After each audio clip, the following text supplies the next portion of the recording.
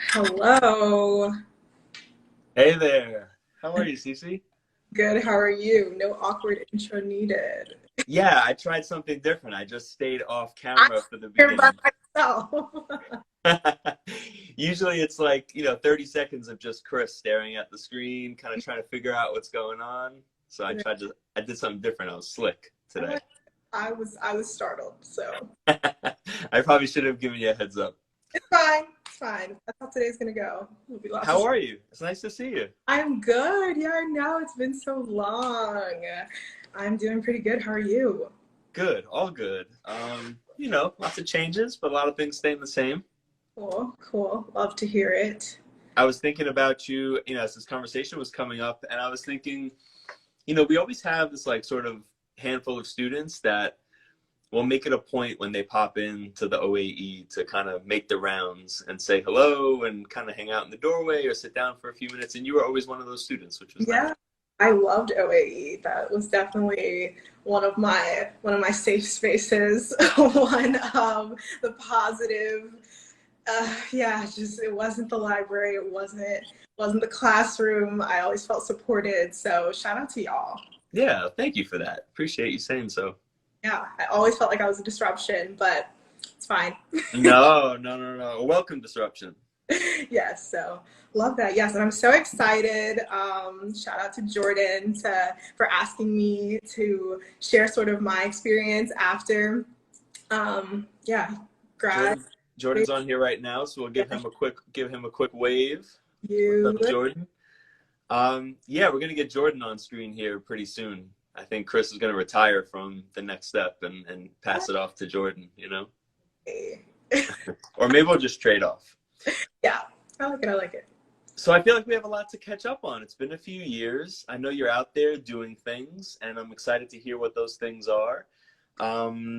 This is for basically our current undergrads to be able to hear from some of our recent graduates as to what their journeys were like at the university and what they've done since and kind of how they connected the dots, which is always kind of a mystifying thing for a lot of students to look forward into the future and figure out how they'll do that.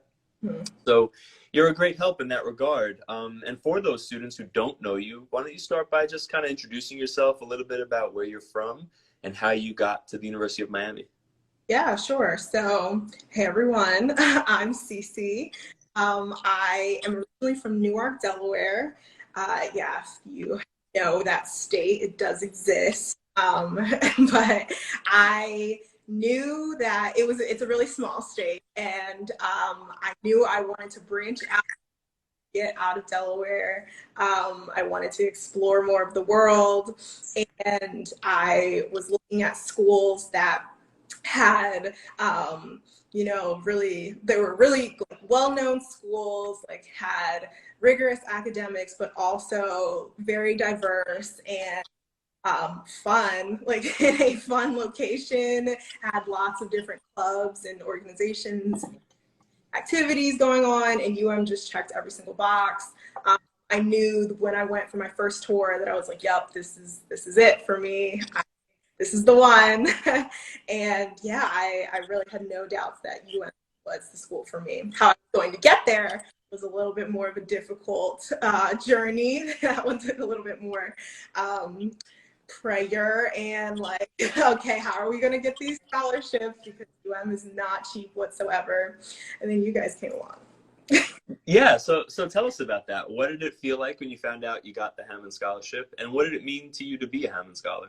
Oh, it was definitely life-changing because I think I got my acceptance to and then I got like I think the presidential scholarship or some amount. And for my family, unfortunately, that was not enough. So it was like, okay, you got half the battle done, but we really don't know how this is going to work for you. And so then I got that fateful email that I was invited for Hammond Scholarship Weekend.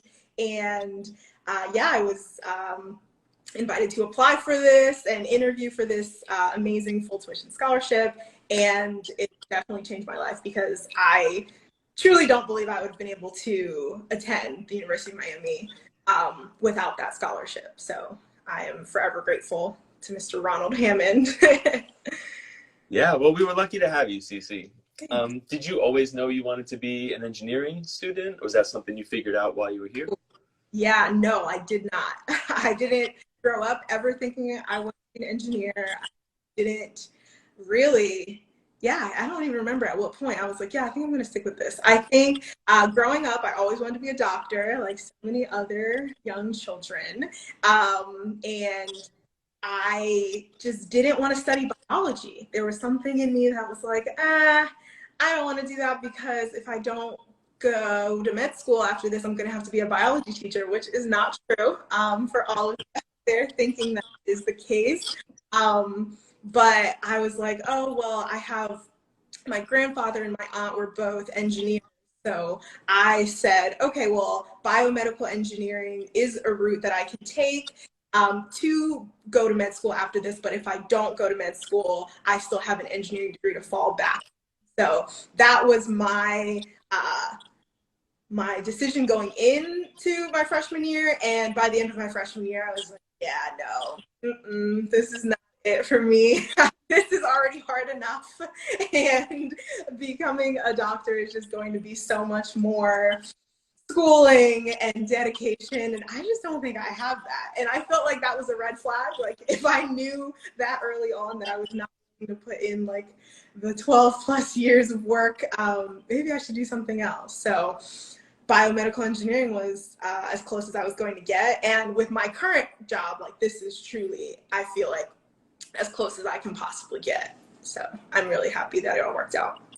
Were you always kind of a STEM person? Is that why you were kind of leaning in those directions in the first place? Yeah, I think I was really grateful to be exposed to different STEM programs in high school. I remember doing this camp cardiac, and it was just like, it was so cool just to be able, we had little heart models, and I just remember being like, oh yeah, this is fun, science is fun. And yes, with my family being able to see it, seeing other engineers or seeing other people who, like my sister is in computer science, like I definitely think that the exposure early on is like so important. Like the representation matters is true for me, and I'm sure many other people. So yeah, as early as you can get exposed to it, I feel like when you know, or you can start like learning about your different interests. So yeah. It's funny to hear you say that about being pre-med and choosing biomedical engineering. I've had a few students do that over the years, and I don't know how many have actually gone on to med school. It seems like that doesn't always happen, but I get the strategy. I just feel like it's like the toughest road on a path that's already difficult enough. Like getting to med school is hard enough, and then you're choosing like a very difficult major on top of that. But I think it's all helpful in terms of sorting out where you see yourself making a mark in the world. Right. Would you have done, oh, sorry, go ahead. No, I was going to say, I think there was a little part of me that was also like, oh, well, I actually kind of like the technology aspect of it. That was kind of like a, not easy fallback, but I'm like, yeah, I'll do the engineering thing because that's also cool. Like if the technology is not interesting to you whatsoever, I would not stay safe with like a biomedical engineering degree for going to med school. I would choose a more traditional major. Good. Yes, I think kind of finding yourself and knowing yourself is really a big part of the college experience. Let me ask a little bit about your outside the classroom experience. What did you do? What were you involved in? How did you spend your time while you were in Miami? Yeah, so I partied all the time. So I was mostly involved with, I made sure that I was in an organization that was going to support me within my major. So the National Society of Black Engineers was integral because that's where I found out about the different scholarship opportunities and the conferences. Like conferences is, yeah, I hope we're going to talk about conferences because that's really the claim to fame for getting in somewhere in the engineering world, and internships. But NSBE got me into those. as well as outside of that, I wanted a community of like minority women while I was in undergrad. So Yellow Rose Society was my org. I was president of Yellow Rose Society, and that was a really fun experience and like a really sort of growing being in charge of something. So I really enjoyed that group of ladies. And I also really enjoyed the sort of mentoring aspect. Like I was saying, how I really appreciated someone telling me growing up that this was even an option. So Inspire You Academy was one of my favorite orgs where we would mentor different high school students. And I'm actually still in contact with my mentee today. So I think that's really great to be able to watch her like go through college and figure out what she wants to do. So it's just really rewarding knowing that people helped me. So now I get to help other people. That's awesome. I'll shoot Dr. Cavendish a message after this call and let her know that she gets a nice shout out. Inspire You is going strong. They're doing great things, and we still have a ton of Hammonds and other scholars serving as mentors. Love that. Yes. Yeah. Right. So you mentioned conferences. I do want to come back to that. I want to hear more about those experiences. And it's probably aligned with my next question, which was, how did you spend your summers when you were in college? So definitely direct correlation. Everyone always says, if you don't know what you want to do, or you're trying to get that experience that you need for people to get into the industry that you're going into, you need internships. It's really easier said than done. I know that firsthand, that they're like, yeah, just go get an internship. Like thousands of other students are applying, just go get one. No, it is really not that easy. But the way that I was able to do it multiple times was by attending these national conferences. So National Society of Black Engineers, the Society of Women Engineers, they, I think there's another one too that's really big. Can't think of it right now, but there are lots of different conferences that you can attend, and they have these career fairs where there will be hundreds of companies there that you can actually just go up to, sort of give them your elevator pitch. Lots of them are doing interviews on the spot or that same weekend, and you can actually leave those conferences with multiple job offers or internship offers. That is how I was able to secure my first internship with a large medical device company.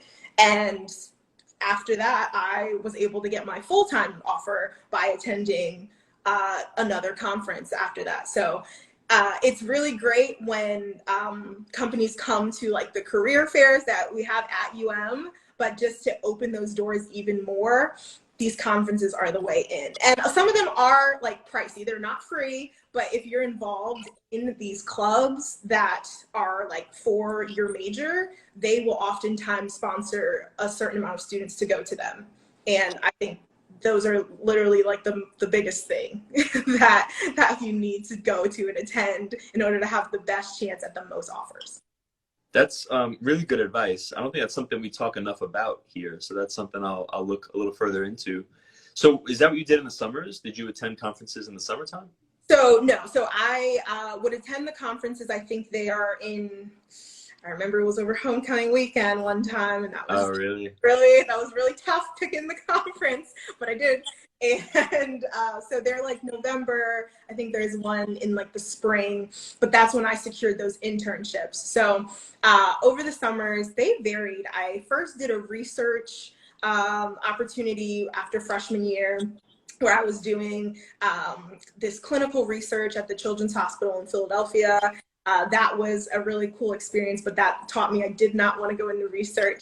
And then after that summer, I actually did a volunteering trip in the Dominican Republic for 5 weeks, and that really showed me my love of travel and like exploring different cultures in the world. So I applied that later on in my college career when I studied abroad. But my last 2 summers, I interned with Medtronic, a medical device company, and I was on their systems validations team. And that experience was crucial to me figuring out what I wanted to do today and that I didn't want to do what I was doing in my internship. So every experience that I had over the summer, whether that was for my major or not, definitely taught me something big about myself that I'm still using today pretty much. Awesome. Yeah, there's value in both types of experiences, the ones that validate what you want to do and the ones that help you eliminate things you thought you wanted to do. Exactly. I might have missed this when you went through it, but did you do anything in the summer after your first year of college? Yes. So after my freshman year, that was when I had this research opportunity. Okay. And yeah, I was doing concussion research at the Children's Hospital of Philadelphia.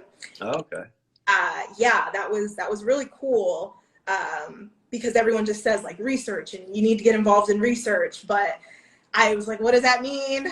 I don't want to be like in a lab doing samples and stuff like that. And so this research was definitely fully clinical trial based. And like I would get to go into the hospital and see different children who are being evaluated for concussions and how that works and everything like that. So I was like, oh, this is a new world of research for me. And now I'm surrounded by that in my day-to-day. But yeah, definitely was like, nope, don't want to do that. Yeah. Okay. So you had stuff every summer. That's great. I know it's tough for some first-year students to find opportunities. And I often tell them, to me, it's kind of that last summer that they can think about, like they've thought about summer their whole lives, where they just kind of maybe get a part-time job or take it easy. But then the summers after that feel like they have higher stakes in terms of gaining experience and figuring it out.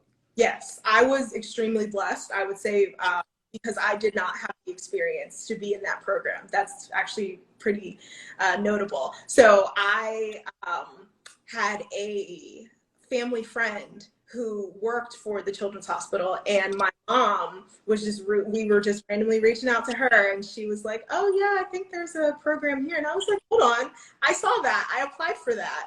And I kid you not, she was like, oh, okay, let me see if I know who's in charge of this.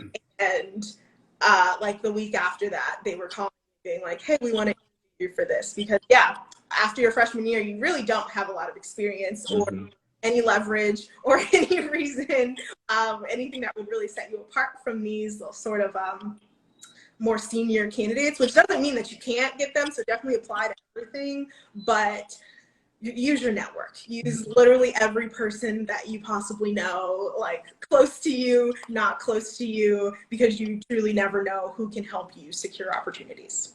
Yeah, I think that's a great message. Thank you for saying it. I was going to follow up that you got to use your network. So talk about the job search process for you. What did that look like, especially, you know, as you're a junior becoming a senior and you're really starting to think more about life after college? Yeah, so it's stressful. It's definitely, I remember the stress of being like, oh my gosh, okay, we got to start thinking about what I'm doing next. And especially it was hard for me because even though I knew I wasn't going to med school anymore and I wanted to go into biomedical engineering, I did not know what I was going to do. It's like that game of elimination that you were talking about. I knew I didn't want to be a validation engineer, but I was like, okay, so what am I going to do then? I guess I just apply to everything and see what I get. But it actually helped me sort of narrow it down when I was at that first internship, because what internship was that? This was the one right before my senior year, because I did take an additional semester.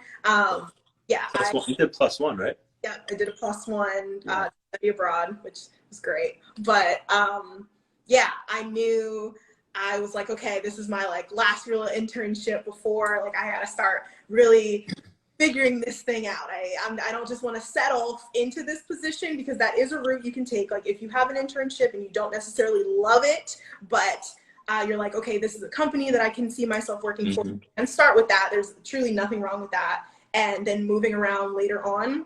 But what I decided to do was really network like my butt off. Like every week I had at least like 3 to 4 informational interviews going on, just to say like, what do you do? How did you get into it? Can you just describe it to me? And just start making a list of just available careers out there, because it's so easy to just not know Mm-hmm. what all of your options are, but then scrolling through LinkedIn and all of these job searches, and you're seeing all these positions and you're like, what is that? Mm-hmm. So it's really kind of daunting just applying blindly to different careers. So once I was at that Medtronic internship, that's when people were like, oh, well, yeah, like, what are you interested in? I'm like, I don't know. And I was like, I don't want to sit behind a desk all day. I don't want to be validating devices like I was doing before. I just really need some excitement. And then people are like, oh, why don't you work in the field? And I'm like, what's the field? And they're like, you know, we make all these products, like someone has to implement them in these procedures and all of these, like, I was in devices. So I was like, oh, tell me more. So then after that point, I think I had like 2 weeks left of my internship. Every single day I was emailing someone with the name clinical specialist in their job title, and was just like, hi, can you please talk to me? Can you please talk to me? Wow. So once I once I left that internship, I still wasn't 100% sure. I was still kind of open to all different careers and applying to just ones that sounded interesting and going to these conferences, kind of being open. But I was like, do you have clinical specialists first? So I kind of pointed after that internship that this was the route I wanted to take. That's awesome. I had a very similar experience in graduate school. I came into grad school thinking I wanted a career in professional sports, but then I had some experiences on campus and I was like, I think I actually want to work on a college campus, but I was getting a master's degree in sport administration and I was taking out a lot of loans for that. And I felt like I needed to work in sports. I had no idea that student support for student athletes existed until a professor was like, have you thought about this? And I was like you said, tell me more. Like I wanted to hear more about this and it seemed perfect. So I think it's good for people to hear that. I think a lot of undergrads like to have like a destination in mind, like a goal that they're working towards, but you don't know what you don't know. And there's so much out there that you're not aware of. You have to stumble upon it or be directed towards it. So tell me like more specifics. Did you start right out of school with Abbott or did you take a couple other positions first? Yeah, so I started right out of my, after graduation with Abbott. Okay. Did have like an offer from, I can say this, with Medtronic. I was like, this isn't proprietary. I did have an offer from Medtronic doing more along the lines of what I was doing, validating those cardiac sort of pacemakers and defibrillators and stuff, which definitely is really cool, but it's still in the field, and I would get to help in those procedures where people are getting these sort of devices implanted and then following up with these patients. So I had that as an option, but then Abbott offered me a clinical specialist position in the electrophysiology department. And I was scared about that because even though it sounded cooler than the other one did initially, I was like, oh, but I don't know anything about this, so I'm scared. And I just was like, I'm gonna do this. It interests me more. It's really just like go with your gut is just such a big thing, I feel like, after graduation, because yeah, there's so much out there that I still don't know. So it's like, I don't want no regrets is all that I want to have at the end of all of this. So I'm like, well, I thought I wanted to do it, so I did it. And yeah, I love it. So I'm glad you mentioned it because I assume I'm not the only one who looks at the title on the flyer for this conversation and wonders what exactly that is. So tell us a little more of like kind of what your day-to-day might look like. What are you focused on, maybe big picture and day-to-day? So I will keep this as succinct and high level as possible. So electrophysiology is basically the heart's electrical system. And so our heart beats based off of electrical signals that are being, hold on, I was prepared for this. Our heart, I was like, hold on, I figured I was gonna have to do this. So the heart beats, from the top to the bottom, and then this like pumps blood out to the rest of your body. So an electrical signal is being carried from here, like all the way down your heart to make it like pump and beat in sync. And so for a lot of people, you know, an unhealthy diet or lack of exercise or just genetics or different drugs you might taking can cause you to have these things called arrhythmias. And that's when your electrical signals system is out of whack in some way. So your cardiologist, you go into the doctor because you're feeling like shortness of breath or like you're passing out or something, and they will read your EKG and refer you to an electrophysiologist sometimes. And so that physician, really high up, make a lot of money. If anyone wants to be one of those, you can do that too. Really cool stuff. They will probably refer you to have an ablation. And so what an ablation is this minimally invasive heart surgery where more props. So they make this incision on like the front of your thigh. And then they have these things called catheters. And so the bottom of it and looks like this. And it's literally this entire long tube that has these like electrodes at the end of it. So what they do is they fish this all the way up your veins to get it into your heart. So it's like literally going into here, like, but it's all in your body. So all they see is this part. And once it's inside the heart, one, they can't see inside the heart, but then also they just don't know where they are inside your body. So that is where I come in. So on my system, I am actually in like the OR with the patients right there. They're controlling this, and they have this huge like screen. They're looking at my screen, and I'm creating this 3D model of the heart. I'm mapping out all of those like electrical signals. I'm reading the EKGs as it goes across, and I'm creating this picture so that it can tell them where they are, where they need to burn inside this person's heart to fix that electrical system. I keep saying signals and systems, but yeah. So this right here is like what they're using, as the influencers do. This is how small this is, that they are moving this inside your heart, but your heart is also like really small. And they're making these like tiny little micro movements and burning inside your heart. And yeah, they use clinical specialists to not have to use radiation or cut open a person's heart anymore. So this is like minimally invasive. The recovery time, some people is same day. And yeah, so it like really drastically improves people's quality of life. That is awesome. Super cool work. And thanks for sharing that. Let me just quick pause. Anyone who's currently on and would like to ask a question for Cece, just go ahead and drop it in the comments and we'll make sure she sees it.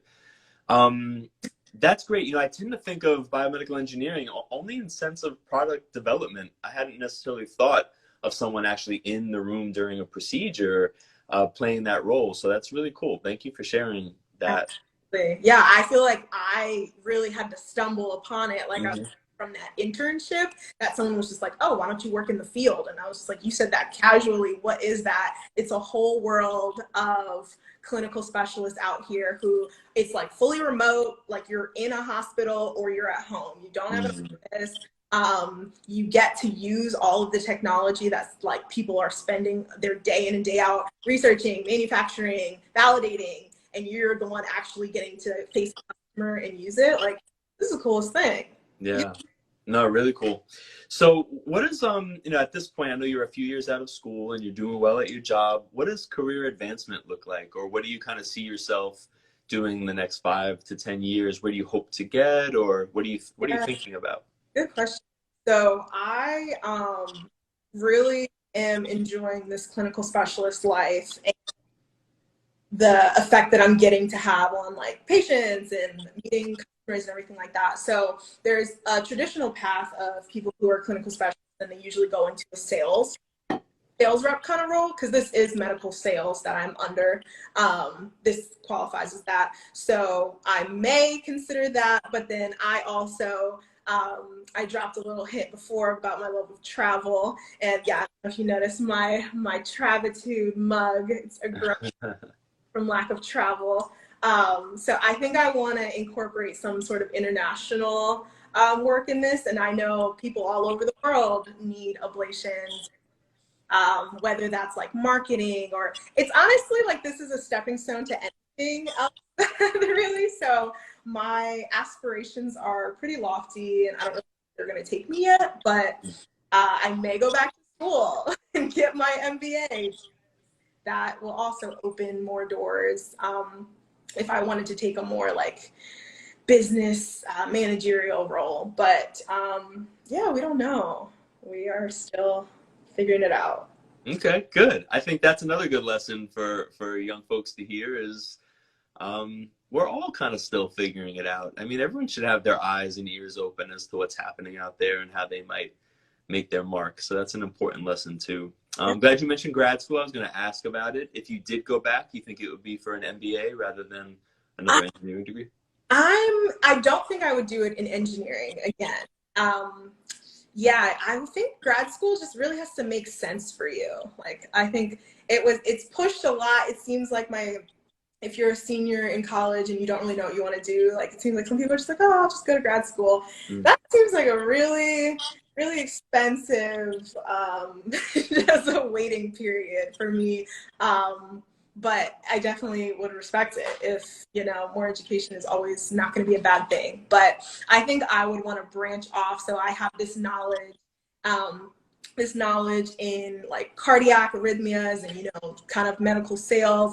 And I think I would do something more with international business or global marketing or my MBA. One of those three, but yeah, we're still trying to narrow that down. But it would definitely be a different route than just straight more biomedical engineering. Gotcha. Okay.